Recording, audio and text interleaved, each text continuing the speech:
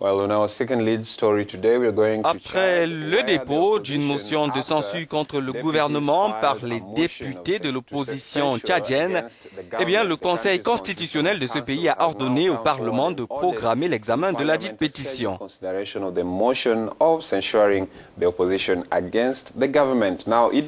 Le gouvernement d'Idriss Déby Itno fait l'objet de pression de nombreuses personnalités de l'opposition. D'après des analystes, le pays n'a pas les moyens de faire face à la crise économique actuelle. Le Tchad produit près de 120 000 barils de pétrole par jour,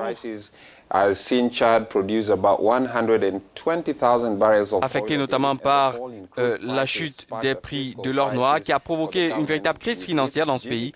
Les prévisions de croissance du PIB ont dû être revues à la baisse autour de 2%. Cette motion de censure a été déposée par un député de l'Union nationale pour le développement et le renouveau, l'UNDR, un parti de l'opposition. Le parlementaire estime que le gouvernement n'est plus capable de faire face à la crise économique et financière au Tchad. Il exige notamment le bilan financier de tous les grands chantiers engagés par l'État et les détails concernant la gestion du pétrole depuis 2003. Et nous allons justement parler de ce sujet avec ce député en question. Il s'agit de Matwenge Benel Nangar. Excusez-moi, j'espère que je n'ai pas mal prononcé votre nom. Bonjour Monsieur Benel Nangar et merci d'avoir accepté notre invitation. Alors dites-nous exactement qu'est-ce qui a motivé cette motion de censure.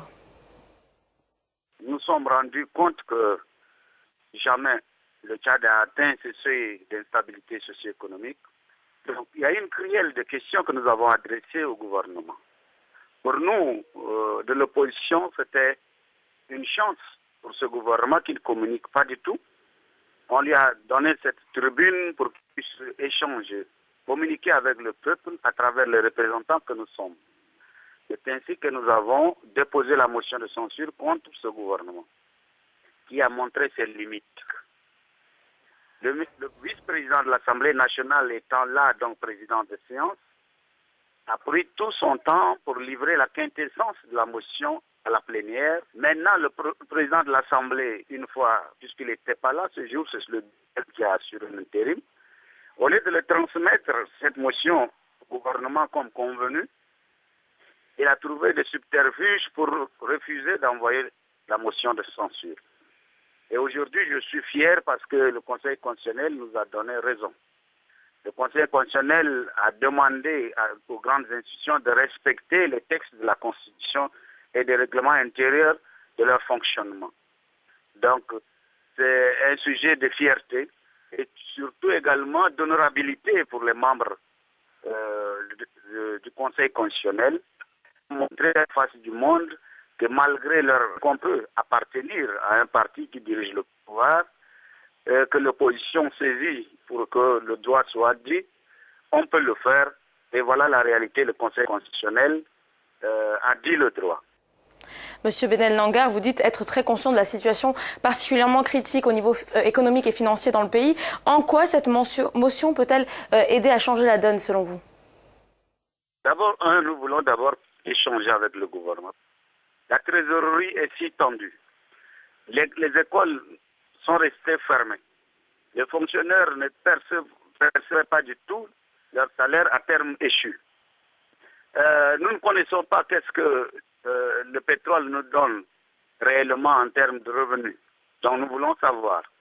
Nous ne savons pas pourquoi à chaque fois que le gouvernement prend des décisions parallèles pour envoyer des troupes extérieures sans passer par l'Assemblée nationale qui devrait l'autoriser.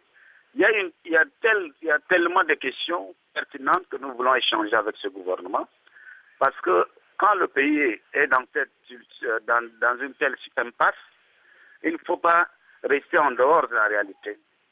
Le pays nous appartient tous et chacun devrait jouer son rôle.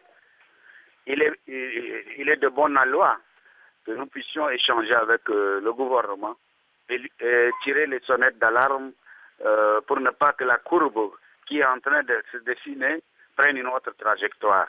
Parce que les conséquences seront trop néfastes pour les populations que nous représentons. Et surtout, nous vivons une crise latente qui est là et la cohésion sociale en dépend. Un dernier point, Monsieur Benel Nangar, on sait que l'État a initié un certain nombre de mesures d'austérité. Pensez-vous qu'elles soient vouées à l'échec? Oui, je crois que si le gouvernement est consciencieux, ça peut porter des fruits.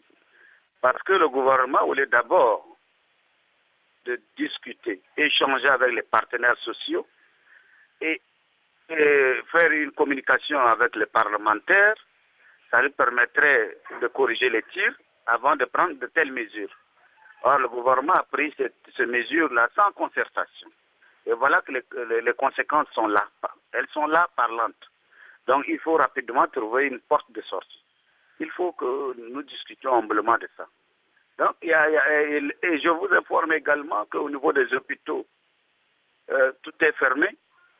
Les opérateurs économiques ne font plus leur travail parce qu'il y a les dettes intérieures très élevées. Donc, tout est bloqué. Tout est bloqué. Et le président, il passe tout son temps à voyager.